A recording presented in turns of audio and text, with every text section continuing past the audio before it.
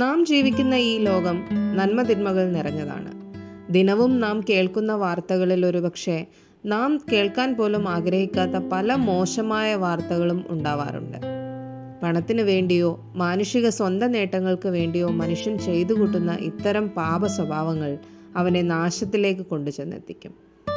Bible നമ്മെ പഠിപ്പിക്കുന്നതും ഒരു മനുഷ്യൻ പാപം ചെയ്താൽ അവൻ തൻ്റെ സ്വന്തം ജീവനെ നശിപ്പിക്കുന്നു എന്ന് തന്നെയാണ്.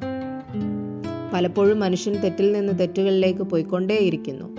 അവനത് നിർത്തുവാനോ മുൻപെങ്ങോ ചെയ്ത തെറ്റുകൾ തിരുത്തുവാനോ കഴിയുന്നില്ല. ചിലപ്പോൾ നാം ചെയ്യുന്ന തെറ്റുകൾ തെറ്റാണെന്ന് പോലും മനസ്സിലാക്കുവാൻ കഴിയാതെ വരുന്നു. നാം അറിഞ്ഞോ അറിയാതെയോ ചെയ്യുന്ന തെറ്റുകൾ പലപ്പോഴും നമ്മെ സമാധാനമില്ലാതെയാക്കുകയും നിരന്തരം നമ്മെ അത് വേട്ടയാടുകയും തളർത്തിക്കളയുന്നതുമാണ്. ഇത്തരത്തിൽ നാം ചെയ്യുന്ന തെറ്റുകളോ പാപ സ്വഭാവമോ പൊറുക്കപ്പെടുമോ? ആ തെറ്റുകൾ മൂലമുണ്ടാകുന്ന മനസ്സമാധാനമില്ലായ്മ മാറുമോ? അതെ, മാറുവാൻ ഒരു മാർഗമുണ്ട്.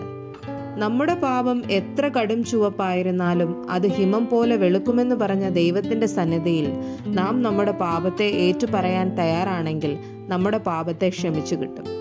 പാപം മൂലം സമാധാനം ലഭിക്കാത്ത അവസ്ഥയും മാറും.